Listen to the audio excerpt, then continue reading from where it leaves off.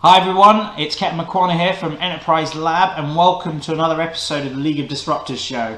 And I thought it would be amazing to have you guys finish off this week with a bit of happiness, motivation, uplifting, a little bit of craziness that goes on out there as well. So today I have on the show someone very special and unique that I've recently got to connect and meet with. I actually don't know how crazy this chick is, but we're about to find out in the next hour or so.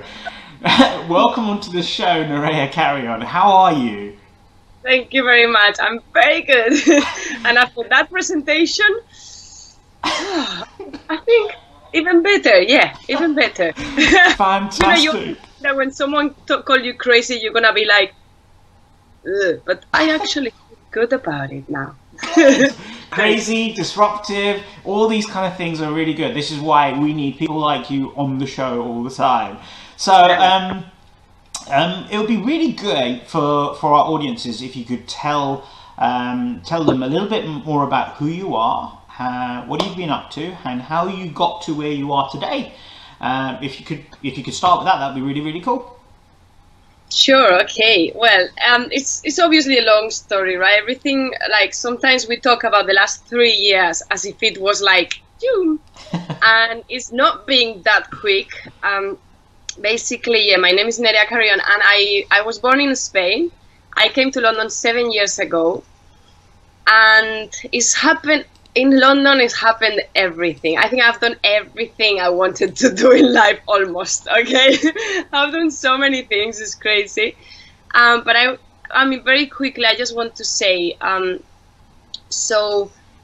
background is in economics. I studied economics in Spain. Mm-hmm. I got into finance when I was, 3 years ago, 5 years ago, let's say. I got into finance in a broker's company, one of the biggest broker's companies in the world. But since I was 19, I was very interested in coaching, personal development, and all these workshops that really was more like for my personal development, because I had no idea where I was going in my life. I was so lost, so unhappy, so like just not there, you know, like I basically didn't know what to do. So that was my first time in touch with coaching, and I never thought I would actually dedicate my life to it. At the end. So this is more or less, so basically after that workshop, I kind of kept studying in the side, you know, NLP coaching, all these things. But really what made me make the move and dedicate my life to what I do right now, is finance, you know. It was kind of, you know, the drop that fills the glass, because it was like, I was there and I was seeing all these people really having everything they wanted in life, you know, having all the resources, all the things, like the job they wanted to have. And they couldn't understand my happiness. They couldn't understand how someone could be even happy, right? So I was like, ooh, something is not working here. Something is not really exactly making sense to me. So that really, really inspired me to do what I do right now, and it was just like, you know, you just realize that there's something you can do for the world that is better than what you're doing at the moment. Okay. So yeah, so that's, I don't know if you guys got the idea more or less, but yeah, economics, studying in the side, coaching, doing lots of things to develop myself as modeling, comedy, acting, you know, a lot of things. And then when I got into finance, it was an amazing experience that I will never ever change. But I had enough, and you know, I quit, and then I started my own company called the Happy World Company, which is what I'm doing right now, that you have to find out about. Phenomenal. And do you know what? I kind of want to just touch base on this. This is a commonality with a lot of the people that I have on the show. They talk about the fact that they go through a period of experience, and either they become disengaged with what they're working on, or the career that they have, or they get into some form of controversial position whereby their back is against the wall and they have to make some sort of changes. you kind of gone through the spirit of happiness, I guess, more than anything else. I think it was, from what you're talking about here, it's a situation of, it's not that you didn't like economics and finance and stuff like this. It was more of a situation, you just didn't, you felt that something was missing in regards to happiness. So you started the Happy World Company, right? And so tell us more about what goes on at the Happy World Company. And just before you do that, guys, for everyone that's watching out here, please make sure that you're tuning in with some questions for Nerea. We're talking about happiness and how to stay motivated. You have got one crazy chick-ass. I've seen some of her videos recently. I think there was one that I just saw which was just kind of phenomenally amazing, where she was actually getting people on the train to dance. So it's just we're going to come to some of these antics in a second, but Nerea, back over to you. Tell us more about the company that you started. So this company, it started running a workshop called Are You Lost? All right. So because I felt so lost in the past, I was very confident that I could help people. All these things that we do or that I do is all coming from my own learnings, right? If you're not happy and then you manage or you learn to be happy, then you want to share it. You want to, this is something everyone should know, because it's not fair, right? Like in my job when I was there, I was like, this is not fair, guys. I got the solution. You can be happy. You can make the decision. And the thing is, so all these workshops, they all start from a change, from your own change. And that's how I see it myself. I would never be doing what I'm doing if I didn't experience a big change in myself. So what we do, we call it the Happy World Company, because really, like, gaining skills for yourself to gain confidence, to be able to communicate clearer, to be able to influence people, to influence yourself, to be able to manage your state, to be able to find your passion, to be able to manage your life, to have a more fulfilling life. That's making you happy. All of these skills are making you happy. And that's why we call it the Happy World Company, because everything you learn in the Happy World Company is going to help you be happier. It's not that we are telling you a magic formula to be happy, because everyone is different. Yes. And I see happiness really is not, I can tell you all the tips that you read around, right? Like, don't criticize others, make sure you give, make sure you have, you do exercise, you take care of yourself. There's lots of things that will help you be happy. Do what you love, right? Like the most simple one. If you know what you love, do it more, right? This is like the basic things that you will learn. But let's go even more basic, right? I like to speak about happiness going even more basic, which is when you are born, you have the ability to be happy already. If you see a baby, they can be happy just by being, as long as they have the basics covered, they eat, they sleep, they get some affection, they will be happy, they will experience happiness. But then we grow and we get all this information in our head, and suddenly it looks like, or we feel like we don't deserve to be happy because we don't have, or we haven't achieved what we wanted to achieve. Okay. Or so I think if you stop if you allow yourself to be happy, you will be. It's impossible not to be, almost, but obviously I didn't know this. I was covering it. I was having these habits of not being happy, and you get into this cycle, and then you think this is your state. But so I quite like to go to the basics and really to tell everyone, you've got the ability to be happy. You don't need anything around you to do it. Everything around you, these things that you're creating, this is extra for your happiness, but it's not your happiness.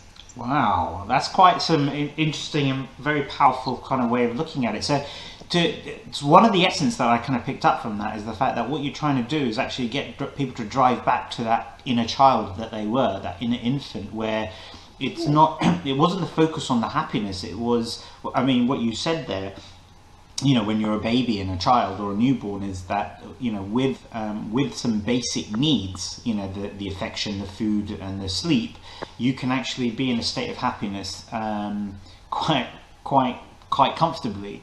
But as time progresses, as you get older, we have more pressures, we mature, we conform, we've got so many different influences.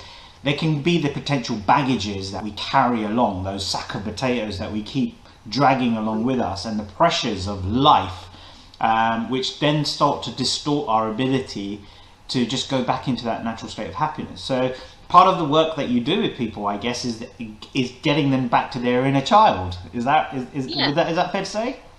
Yeah, so it is very, very definitely very close to that, if not that, because the thing is, I understand life give you shit. Yeah, life is gonna give us shit. This is guaranteed. Okay, yeah. This is gonna happen. But for some reason, some people manage to, swim through the shit. Different way. I don't swim through it. I just have some very nice toilet paper to wipe it off. Okay. We all treat shit differently, okay? Let's just not repeat the word shit again. Oh, I shit. No, it's fine. So basically what I mean is we all get it, right? But I'm very serious about this, okay? This is not like I just discovered, a theory or something, but I've done it. I've done that. I've been there where I was depending on my situation, financial situation, relationship situation, career situation, to be happy. I was depending on that to allow myself to be happy.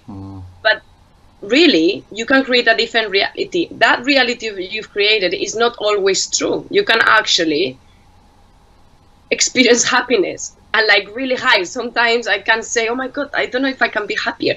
But nothing has happened to me. I just wake up and I feel like that. And it doesn't happen every day, even though people think that I just live like smiling. No, guys, I'm not happy, okay? So it's not like that, but you've got the ability. And I'm sure some of you have wake up one day and have felt happy without reason. That is happiness. There's nothing else. That happiness. Okay. So it's interesting because do you know what I think? I'm just going to go and sort of say a few hellos to people that are online. Remember, guys, if you're watching this, Nerea's here to answer your questions as well. So make sure you're getting your questions in for her. Carmen Mercal's on. Robert Michaelis from Brazil's on. Tamara Endley's on. Beju, what's up? Nice to see you online. Alba, I'm going to say Alba Hernandez, saying that you're doing a great job, and she's very, very happy to be obviously watching this in this respect. Coming back to this, it's interesting. There are days where you wake up and you're very much like I'd rather just turn around and sort of recover the duvet over my head. There are other days where you have a spring in your step. And there are actually days that you wake up and you don't seem to have a worry in the world and you seem to be quite happy. What do you think makes that, makes that kind of feeling happen? Is it the fact that we go to bed with less on our conscious, or do you think it's a state of a dream that's got us to that? What do you think attributes towards the fact that you can wake up happy? Well, I think attitude is one of the things that, again, the basics cover, that helps, okay? When you exercise, you take care of yourself, you eat things that make you feel good, they don't make you feel tired. You spend time with, people you care about. All these things really, really help. But your attitude is going to make the difference. I remember when I used to go into the office in finance, and I will say, I'm going to do this shitty job, la, la, la, la, la. This is completely different than if you go and say, oh my God, I'm going to do this work. It's just like, it's completely different. It's different. People perceive it different. Your body will perceive it different. Your body will give you the chemicals needed to respond to that action. Okay. So that's very important. That's very interesting, because one of the things that I have within the work that I do is I'm a believer that your perception dictates your behavior. Your behavior influences your attitude, and your attitude is reflected in your actions. So the fact that you used to walk in going, I'm going to do this shitty job, basically, you didn't like it, but you just go in and say, hey, make the most of it in this respect. afford it, so what can I do? I want to put this into the context of business owners, because a lot of the people that tend to watch this kind of show are would-be, should-be, could-be entrepreneurs. And, it's this whole thing that we become very happy and excited when we've got an idea, the whole excitement of translating this thing that, into a business that's going to give us freedom and our lifestyle and everything that we want.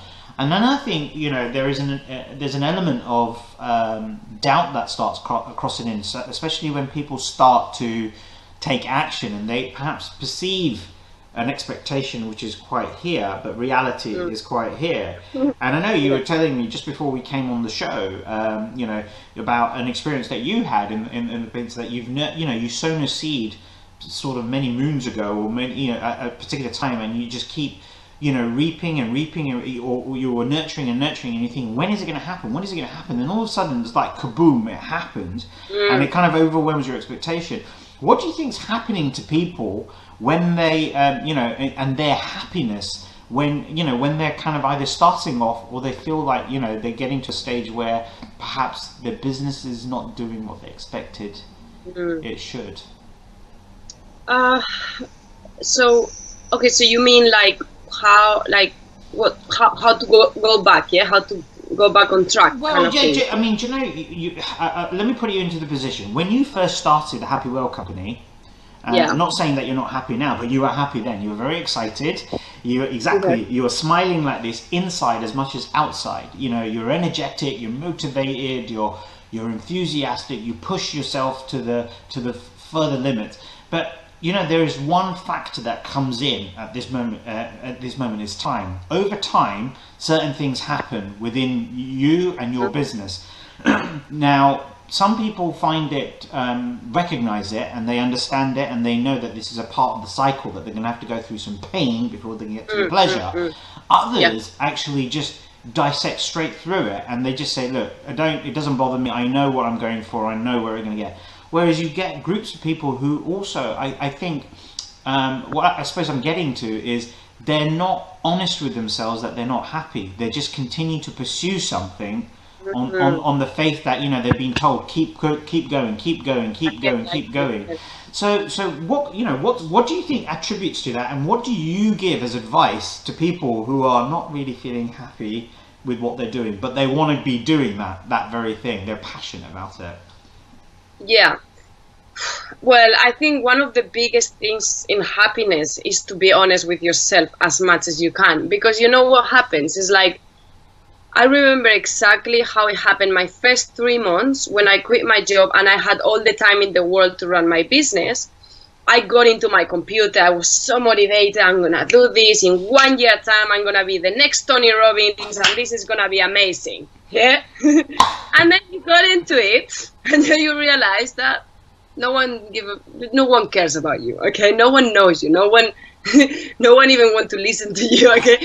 So when you start realizing these things, you have to obviously be vulnerable, first of all, but also you get into the computer, you get to work, you start working, and at the end of the 3 months, you almost killed yourself because you forgot to balance your life. You forgot to do the things that you actually love.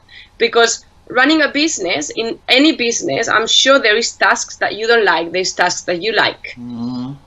If you don't balance that, you can end up in a worse position than you were before. Because I remember these 3 months, my conditions were worse. My tasks some of them were so boring that I couldn't even manage them. And I was like, oh my God. So basically I was pushing it so much, so hard, that I forgot what I love about my business. I forgot that what I like is to be with people, to be coaching people, to be talking in different workshops, and I did love training myself as well. And it still happens when sometime I have to review how I'm spending my hours and make sure that I'm still going for training, I'm still enjoying my way to go there, because you can be running a business that you're passionate about, but everything you do about it, you're not passionate about. Then what are you doing, right? So you need to find the specifics and make sure you start delegating as soon as you can. as soon as you can, you start delegating few things, until you clear that up, and you only dedicating your life to what you love. In this case, talking to Ketan. Thank you. What a smoothie over there! Look at that. So guys, do you know what? It's amazing what you're talking about here. I think it's so true that often we become over-consumed by how much we have to do, and not overwhelmed, over-consumed by the fact that we've got to do this, we've got to work so hard, I'm going to got to market this, and the bit that you kind of brought up here was the fact that we forget about our balance. We just think we've got to crush this 18-hour grind and hustle, and but then we kind of forget to eat, drink, sleep, all these kind of basic necessities that we kind of do. Our relationships start to become a little bit strained. We become antisocial because you spend most of Friday night strategizing rather than going out and partying and stuff like this, or whatever it is that you do.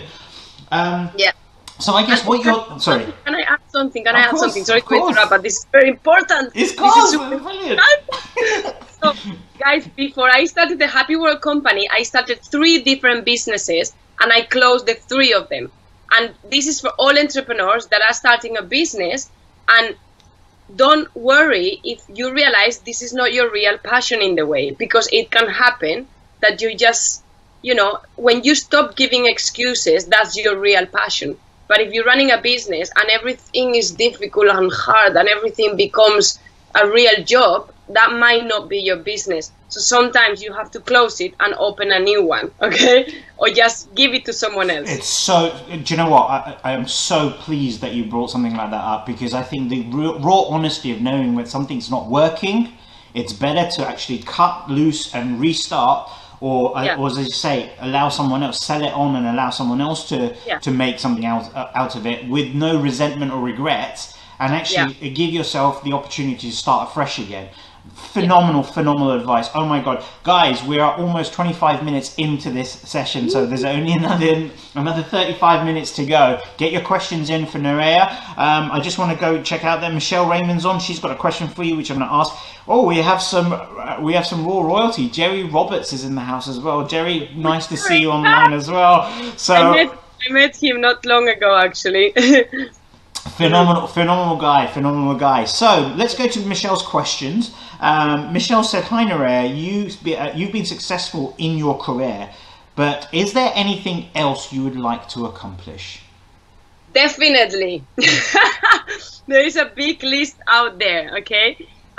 So many people think that when someone is successful in something, first of all, I still don't see myself as a very successful in what I do. I still have lots of things to do and to grow, okay? First of all, that's how I see myself.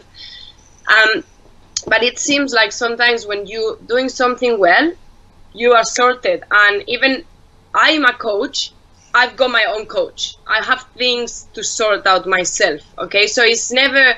you're just done and you just learn everything you needed to learn. I don't think that ever happens. If someone is there, just be careful, okay? But like what I was gonna say, so yes, I have many things I want to do. As I said, I want to be, let's say, the next Tony Robbins, but woman. That would be great. And also like, there are things I want to do. Like my dream, really, how it looks like, I will be training myself every single day in different performances areas. So, I love singing, dancing, acting. I love comedy. I love everything about the brain. I want to learn hypnosis. There's so many things I want to learn that it seems like I'm never going to be able to do, to learn all of the ones that I want to learn. So really, my goal is to be able to keep training myself very hard in many areas, and of course keep inspiring, keep giving talks, keep working, running workshops, etc. That's fantastic. And Michelle, thank you for the question. Guys, make sure if you've got any other questions for Nerea, get them out here basically, because we've got, as I say, just a little over a half an hour with Nerea, and then she's going to be going off to do some crazy happiness stuff for Friday. I know that she's got this Freaky Friday crazy thing in store. I think it's really important to sort of go back there a little bit in what you were talking about, and I've seen this as a consistent point coming up with all the experts that I'm bringing onto the League of Disruptors, which is about investing in yourself. This prime investment of whether it's resources, training, continually learning, that kind of keeps you on the edge of discovery, whether it's discovering yourself or discovering new things that you are magnetized to. That we shouldn't ever get into that position of thinking that we know it all. But that's one aspect that I think I kind of wanted to sort of reiterate. And the other thing that you mentioned is the fact that as much as you're a coach, you've got your own coach as well, and the fact that it's you can only develop through having other people in your network to help bring you forward. How is that that relationship with your coach, and what does it do for you as from both a personal point and a business point, having someone like a coach and mentor to work with you? Well, I've got like 2 or 3 mentors as well, so it's everyone contributing different ways. I'm a difficult client, to be honest, because especially with my mentors, I never do what they say, right? And that's not cool. That's probably not the way you do it, okay? So, but I mean, they give me the power, they give me the confidence, they give me the support, they give me the, having people around you supporting you, it just gives you, because, it's people that normally is more successful than you, right? So you see them as, role models, you see them as someone that you aspire to be, or that, some of the aspects. So what the biggest thing they give me is like, I know I can ask them a question if I'm not sure if I should put my money into this area or to that area of my business. Or if I'm not sure if I'm being good enough, I can say, can you come and give me some feedback about what I'm doing? Or, that's the questions they ask me. They are very powerful. So they give me sometimes clarity. They challenge me. I have a mentor that is not recommendable, but he challenged me. It's not easy. It's not easy to challenge me because I'm challenging myself constantly, and still he managed to challenge me. And I'm like, I hate you so much. This is, so they actually stretch you, they stretch you. They help you to believe in yourself more. But I think that's important, right? To be stretched, because at the end of the day, if we are not stretching ourselves or having some form of influence that stretches us, then we become victims of complacency, right? We become too comfortable in what we're doing, and then we just kind of go round and round the hamster wheel of complacency and not procrastination. I've got a couple of questions come in here. So Michelle's back on again. Michelle Raymond, again, for any of you that don't follow Michelle is doing some great stuff with the people partners and the work that she's done. So I know why she's asking so many great, intriguing questions. So here you go, Nerea. This one's for you. What one thing do you need to stop now in order to get closer to your desire to be the next female Tony Robbins? So what do you have to stop to become? Oh my God, you see, they are coaching me now. These are the questions I don't like. Okay, so that's an amazing question. It is an amazing question, but this is a proper coach there. Okay, so I actually gonna complete my last questions, which is, I'm writing a book, way, and I want to be in a movie as well. Way, this is another thing, but I want to be in an inspirational movie. So we will see which one is going to be the one. Okay. Anyway, I'll just leave that there. So what I have to stop right now to achieve... Okay. Stop.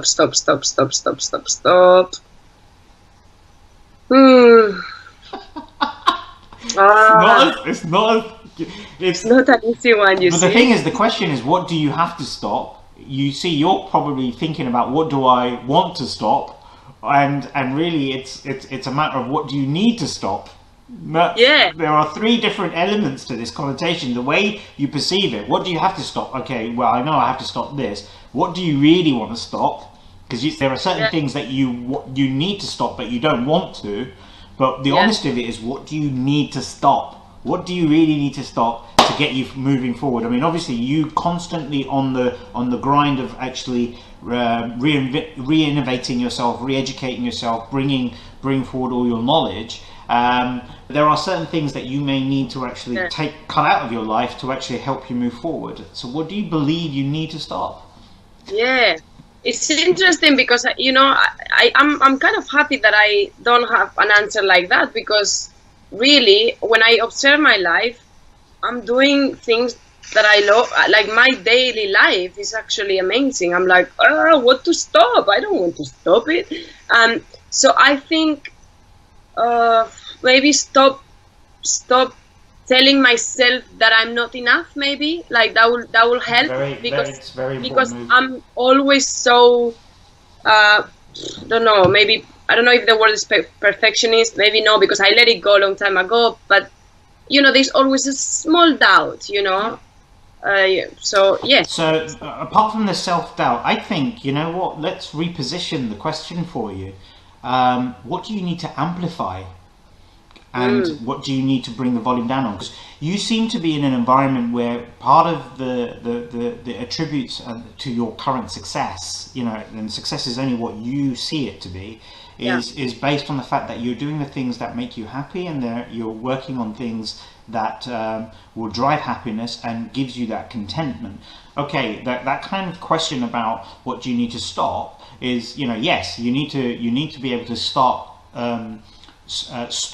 telling yourself that you're not good enough, or you can't reach certain things, or that's a comparable thing. Because if you've put yourself into a benchmark, so you want to be the next Tony Robbins, but you don't have to be a Tony Robbins. I think it's the environment of what Tony Robbins does. I think when you say that, you want to have stadium packed full of people that you could be getting all simultaneously jumping up and down saying happiness, happiness, happiness. That's easy, right? Well, there you go. That's one step closer to your TR dream, basically. But it's more of an essence of the things that once we need to amplify, and the things that sometimes we need to turn the volume down on a little bit. So I mean, you don't have to answer that question, but it's more of a situation of saying, I've got to keep amplifying certain parts of my happiness, and there are certain things that you start to tone down a little bit. And what it means, you're not actually stopping them, you're just muting a little bit of the noise that comes out that way. I've got another question here from Victoria Anderson, and this is a great question. Do you have any tips for bringing out happiness and laughter from someone who seems pessimistic, not willing to open up? I know we can laugh a lot at... I know we laughed a lot at Yestival, but don't think I could get this person to stare into my eyes for a while. Haha. So obviously Victoria, or Victoria knows you. But what advice would you give to someone who's bringing out happiness and laughter from someone who perhaps has a pessimistic view on life? Yeah. That is a tough one, but it is not an easy one. I'll give you the example with my colleagues, and I'll tell you what I did. It's as difficult as that sometimes. So even though I kept telling them, you guys can smile more often, you can actually take action, you can be happy if you make the decision to be, you can have a better attitude to feel better. They will just not get it. I will come in the morning, I'll be like, good morning. And then they would be like, why are you so happy today? Then I was like, why are you so sad today? So I was trying, but it didn't work. So I thought, okay, what can I do to make them feel better, or to make them, to at least encourage them to listen to me, which was, the difficult to hear, because people that is pessimistic, is in that state, they are not ready to hear you telling them to be happy. They just don't want to hear that, because that's the last thing they believe in. So there's no way you can get into their head just like that. I mean, there is ways, yeah. Obviously building rapport, talking to them, blah, blah, blah. But what I want to show you is that it is not easy. And what I did was to create a song that is called Just Smile, because I thought that everyone's like music.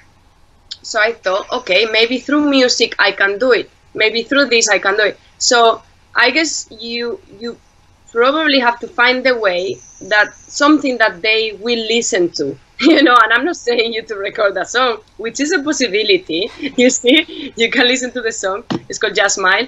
And it is an option, but it's not the only option. I would say a more practical option, or faster option, is to to let it go, so to allow them to be pessimistic and to keep yourself in your state as much as you can. If they get annoyed and then tell you're too happy, fuck off, then in that case... you tell them that they're too sad. Tell them yeah, too sad, fuck off, right? You use the same language, right? No, okay. But this is what happens. Probably out of that, someone will start laughing. Both of you start breaking. I guess what you're saying here is the fact that you got to stay in you got to be patient. That's number one. Yeah, patient. Exactly, patience, and keep yourself. Show them how to be. Don't tell them how to do it. Show them how to do it. That's the best results I've got, is by showing people how to be. Amazing. Don't tell them. So I want to thank you for that as well. I think it's a patient game. You've got to stay in your state more. That's one important thing to pick up here. If you're trying to raise the sort of motivational happiness levels in others who are often pessimistic or don't want to be happy, the more you try and push them to be happy, the more grumpy they'll become in that respect, or they'll lash out. But that very behavior, or that kind of lack of motivation, or not depression, but more on the fact that they're pessimistic, can be quite contagious. So it can actually start to deflate your happiness levels. So one of the most important things you've got to do is, rather than focus on making them happy, you've got to focus on you staying happy, because eventually that will break through. That's wonderful advice there. Thank you. So why do I call you a crazy chick-ass? I've been watching some of these videos. In fact, I think more recently, when I was off, I think I saw you at that's right, at the Pony Express speaking event. I think there was a video that you posted either before or after that event, where you're walking down the high street with sunglasses on, basically, just you and your colleague, and I'm just like, oh my god. Do you know? Okay. Some people can look at this and say that these are absolute random acts of craziness. Some people get embarrassed, and especially, I was watching intently that video that you guys posted on of dancing on the train. You had some people who just got straight into it, others that were smiling from afar, some that just started to run away from that part of the carriage. Yeah. What inspires you to do things like this? And secondly, can you describe what you see in people's change in attitude and behavior when these kind of acts happen? So, the first thing that inspired me to do what I do with the smile cards, the Just Smile initiative, with the dancing in the tube, the random acts of kindness, or like happiness, or however you want to call it. Yeah. It's, I don't get it. When you got into that place of happiness, or into that little island that I call it, I live in my little island when no one can get in. This is like my little island. This is my happy world. We help you to build your happy world, which is mine. You get into that, you don't get it. You don't get how people can react to situations, or how people can be in that really unhappy place. You start not understanding it. So obviously everything I do is to show people different realities. In the tube especially, I don't like when people try to skip eye contact. I don't like these things.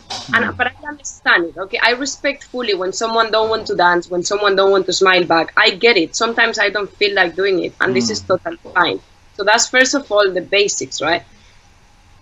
And so obviously this is to have fun, first of all.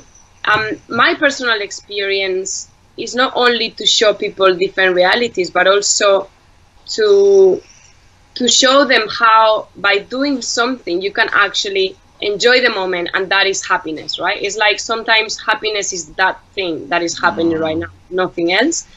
But also, I do it to challenge myself.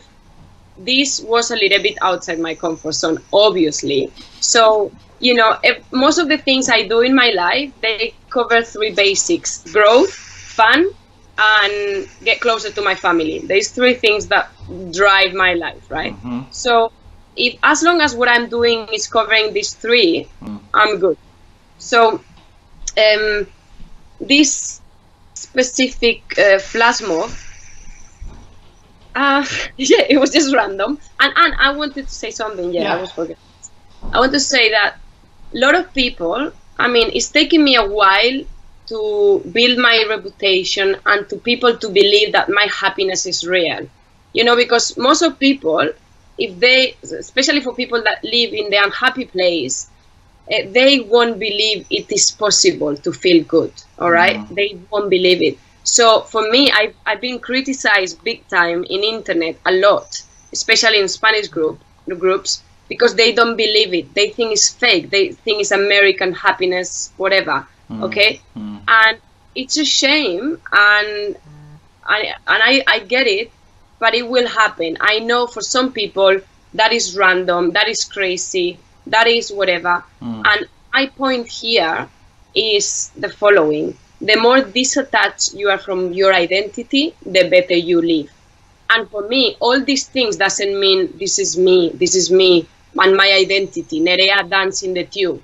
That's, you know, I'm boring as well. And I'm serious, and I cry, and I'm sad sometimes. You know, I've got everything there. So it's like, all these things help me to disattach even more from who I am and from the identity people need to see.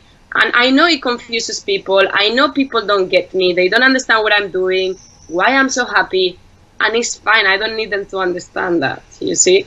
And I think when you get into that place, that's when you're really living your life fully instead of living it for others and just to cover their expectations, right? So yeah.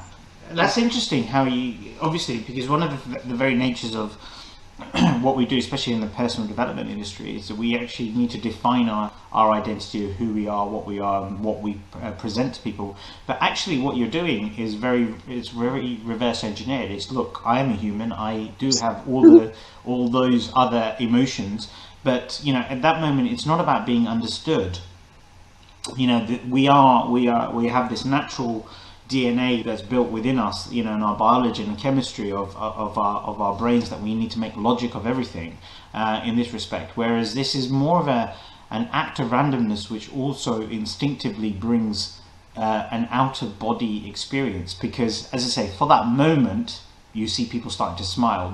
They're not thinking about something which is negative. They're not worrying about something. There's no fear. It's almost as if, like I said at the beginning of this show, we talked about the fact that actually what you do is you take them back to their, you know, inner child, where it's just the basic environment needs that are met, and the rest of it's more of a state of happiness. So whether that happiness lasts for one stop between, you know, on a train journey, right the way through to actually someone feeling impulse to start moving and shaking, because believe me, when I started to see the number of people, it just kind of started to move. Sure. Yeah, I mean, the fact that most of these trains now have no carriage blocks, you could probably go up and down the whole train doing this. Yeah, and you know what? People, this is where the power comes, okay? That's why it's so important for you guys that are watching this to be happy. This is why it's so important. When I go in the tube, no one dances if someone else don't dance. So we follow, right? We're like... we follow people. We like sheep a little bit. Okay, it sounds bad, but like I am, everyone is. Okay, cool. So what I did, I went there with actors. Okay, I didn't come by myself, because if I go in the tube by myself and I dance, probably one person maximum is going to dance with me.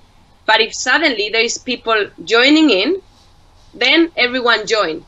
And that's why it's so powerful. When you are happy, people will join you in.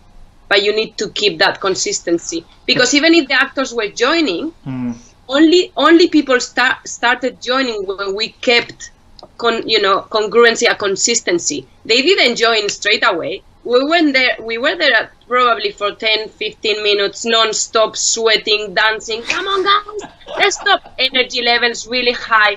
That's when people join you, when you keep going, you keep going, you keep going. So that's why what this girl, lady, Veronica, the lady that was asking. Victoria, yes. She said about what to do. keep it strong, keep it going, because people will at some point join you when they are ready. Okay, so I think one of the important things that I want to pick up from there is the fact that we need to remain consistent, and we need to also have that patience, as we talked about earlier. And it's kind of the tolerance level, because people need to understand as they go along. You know, what does it mean to me? How does it make me feel? I have a very short story about that kind of experiential, of the fact that the way we perceive things and the behaviors and the attitudes that we have. Take weddings, for example, when they have those kind of parties at the end of the wedding itself. Imagine now, you know, the music starts and no one wants to get up from their table to dance, basically, and then the whole drunken uncle out of town falls into the dance floor, and then you've got half the wedding reception looking and saying, what a fool, look, he's drunk, he's being disorderly, and you've got another half saying, oh my god, he's having so much great time.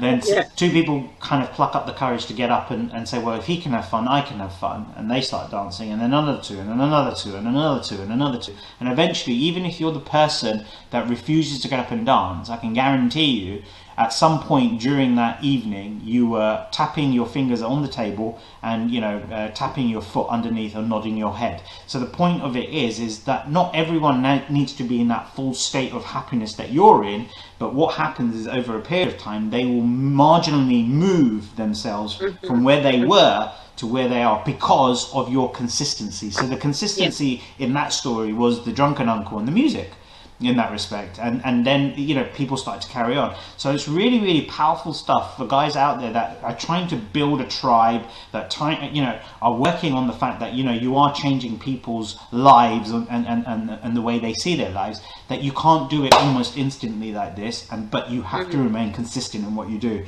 I've got some more questions coming in for you. We've got 10 minutes left, so if you've got questions, please come in from there. Tamara Enley says, is surrounding yourself with like-minded people help amplify your results? So, you know, you mentioned the actors in, you know, when you had them with you in terms of on your flash mob on the train, basically. But in that environment, what Tamara's saying, that, you know, we were talking about amplifying and muting certain things. Is it important that you have people who understand who you are and understand what it is that you're doing, and kind of have that like-mindedness around you to enable you to amplify what you're doing? Yes, this is trust me, without people, and if they are watching me, they know who they are. I've had support since the beginning, not as much as I have now, because slowly people get you. At the beginning, it's very difficult to be understood, because trust me, when you say to your family, from finance, having an amazing job, traveling in first class, having all these beautiful places, going to all these beautiful places, having the best job in the world, the dream job of everyone else, and quitting to start a company called the Happy World Company, trust me, it's not easy, okay? So it's not easy, and then it takes time for people to fully get you. Even like last time I told my mom, one of my success in the company, you know, big client that we got, she was like, I told her how much money we were making. She was like, is this legal? You know, they don't get it. They still don't get. Even my mother, that is really open-minded, that is really happy, you know, supporting me from the beginning, she still don't get the value that I'm giving to people. And I'm like, why are you still questioning my job? Why are you still not believing in this? You see, it's like, I've been 3 years living from this. Can't you just believe it? Because this will be nice, you know? So it's going to be very difficult for people to get you fully, especially if you're very, let's say, authentic and free. You will be weird. People is going to perceive you as weird. Thank you. And that's okay, you know, because we are weird, so it's fine. So, like, it's just a matter of, like, really be patient, but yes, it's very important, and you will find these people. Some people will get you at some point. You just need to keep going. It's actually quite, because actually Tamara follows on to saying, how do you overcome the negativity and influences that we have in our lives, like from our family, friends and partners? I got something of a similar story to you. I mean, I lost my job in 2009. I went self-employed. I started a business. sold a business, started another one, sold a business. Not for like mega monies and stuff like this, but I kind of started to move myself along. My parents at that time thought that I was only going self-employed to cover a gap while I looked for a proper job. And then 6-7 years on, they're like, when are you going to get yourself a proper job? And there was this whole thing. There's this whole. When are you getting a proper job? I have got a proper job. Okay. The other side to it is that the communication breaks down, because you want to tell them so much about your victories, your wins, and how happy you are and how excited you are, but they don't understand where you're coming from, so they're not listening to you to a certain extent. And the first couple of years it affected me. I was thinking, why don't you take an interest in what I'm doing? And I guess what you're actually saying is absolutely right, because what I did is I just sat there and I said, I've just got to keep doing what I'm doing. One day our paths are going to cross. If destiny suggests it will. They will cross, and then there'll be a realization point. And that realization point came from my parents in May 2016, this year. I was asked to go to India to go and give a talk at the Women's Economic Forum, and because it was India, my mum goes, I'm coming, and I said, okay, fine. Then my dad goes, I'm coming, and then I'm like, okay, fine. I haven't been on holiday with I can't say it's holiday, but I've never been on a trip abroad with just the three of us for almost as far as I can remember. But we spent a week together, and during that week they actually watched me off stage. They saw me in my workshop. They saw the impact people in the audiences were having, the way people were coming back and telling me how wonderful X, Y, Z was, or telling them how wonderful X, Y, Z is. And all of a sudden this kind of light switched on in their heads, and they kind of understood. So I guess my kind of piece back on top of what Nerea has been saying to you tomorrow here is that we don't need to force ourselves to prove anything to our friends, families, and all these people. Just be who you are, do what you're doing, and understand that there is going to be a cross path that will eventually come. If it comes, that's your opportunity for people. It's not your responsibility to make them understand, it's their responsibility to understand. That's the way I see this. Otherwise, what happens is you're only chasing shadows for the rest of your life. You're only, like what Nerea was saying earlier, you only then live a life where you are trying to please other people, which means that you'll never please yourself. That means you can't be happy. So thank you for that question, Nerea. I have one more from Peter Polus. Nerea Carryon, you speak in the tube and in the plane. Have you ever spoke in the plane? What did you do in the plane? Come on, tell us. What did you do in the plane? Okay, so one of I did a talk in the tube as well. There is a video in YouTube. Okay, so basically after doing 4 years public speaking, I was like, okay, I've overcome the fear. I was very, very afraid of public speaking at the beginning.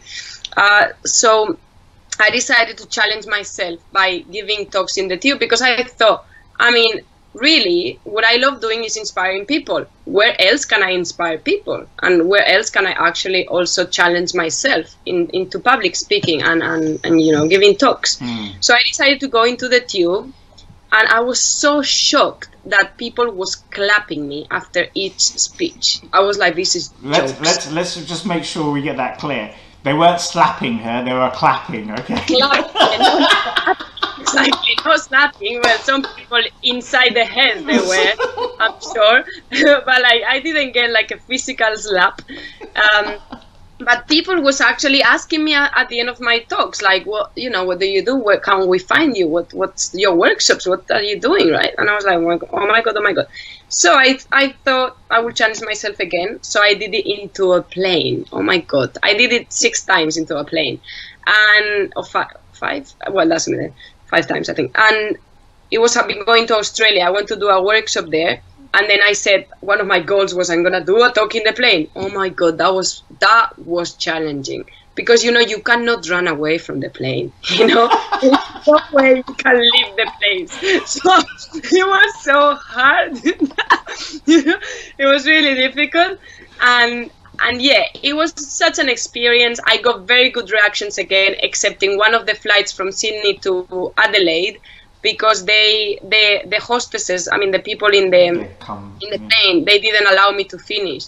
and everyone was like, oh no, like it was really nice because people was like really wanting me to finish, but they didn't allow me to do it because they said, you know, clients could complain, blah, blah, blah. I was like, no, I'm just giving them a positive message, you know, but they were... But the fact is... It worked in other flights, and really good challenge, guys. If you want to challenge yourself, just give a talk in the plane, you know. Hey, do you know what? That's like an ultimate of an ultimate. I don't know. I believe me, you're one of the first people I ever know that's actually given a keynote on a plane, basically. So, I mean, I'm sure there's loads of people that do these kind of things, but it's not something you would expect. And I tell you something, it's not just about bravery or courageousness to get up and do this. It's, again, you're just in your state of happiness where you don't feel fear, you don't feel anxiety, you just think, right, I'm gonna do, whether it's 10 minutes or the whole journey. But the fact of it is you just get out there and do it. Which is... I do feel it though. I feel a bit scared. I'm like, oh my god. But then I've learned that this is good feeling because I know every time I do something like this, I grow. Their reward is beautiful. People actually appreciate these things. And in my world, I'm like, why not? What's wrong with giving a talk in the flight? Why not? Really, if I think like a kid, this is totally normal. You know, so it's just playing around that, like about, you know. We are out of time, people. Yes. We are out of time. She's clapping because she's happy we're out of time. I'm Spanish. We're always late. So Tamara said thank you very much. Michelle said it's a brilliant interview. Well done to both of us. Thank you. Natalia says Goppa. Papa, thank you. So before we sign off and stuff, look, you know what? You are a bundle of energy and happiness and exuberance of this whole thing of staying motivated and true to what you say. Naturally, there are always going to be ups and downs. How can people stay connected to you? Because I'm sure that the craziness and the energy that you have, even if people are just kind of touching into that, will give them that boost that they so require. So how can people connect with you, get in touch with you, or get access to the type of programming and stuff that you offer? Yes. So obviously all my updates go on Facebook. So if you tag me, you can just go to my name, follow me there. And there's two things you might want to do. One is going to my website, personal website, nereacarryon.com. You can subscribe to my newsletter. You'll get videos, tips, you know, my crazy plans that you can join me anytime in. And then also the Happy World Company, if you go to upcoming events, there's lots of things happening all the time, retreats, there is plenty of things. This weekend we have social, then we have impromptu speaking next week. So there's always events happening that you can come and join me and just, you know, strengthen your skills and be happier. And you have a YouTube channel as well, right? Yes, YouTube channel, Nerea Carryon. It's all Nerea Carryon. Just Google me. I'm sure you'll find me there. So we're going to be putting all the links into the post itself for the live, so you can catch up with this later on.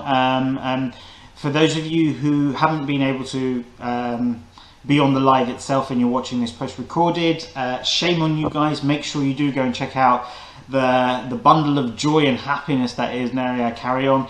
Go and have a look at some of these videos of what she's doing. It's completely mind-bending, you know, the fact that I sometimes sit there and go, eek, you know, when I'm watching this. I think there was one where you were just greeting people with silence, you know, it was just crazy stuff, basically.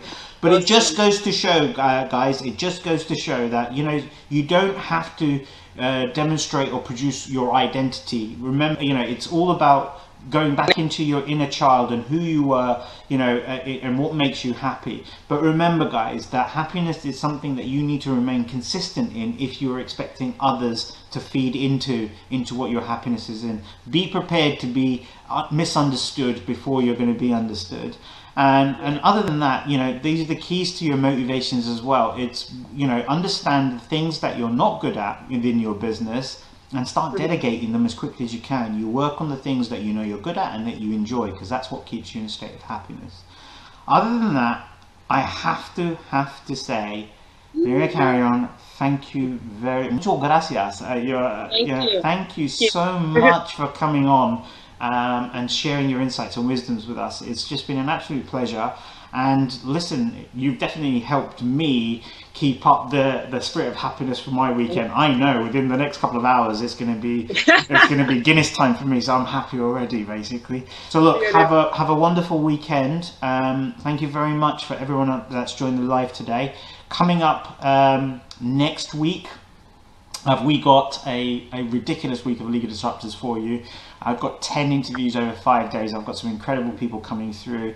If you want to go back and watch any of the back footage or the previous interviews that we've had, including Nereas, all you got to do is just go search hashtag League of Disruptors through your Facebook, or I'll be posting up very soon all of these, which are now on YouTube itself. So on behalf of Enterprise Lab and the League of Disruptors Show, Nerea Carryon, thank you very much. And for everyone else out there, have a great weekend, and I'll see you next week. Ciao, thank you.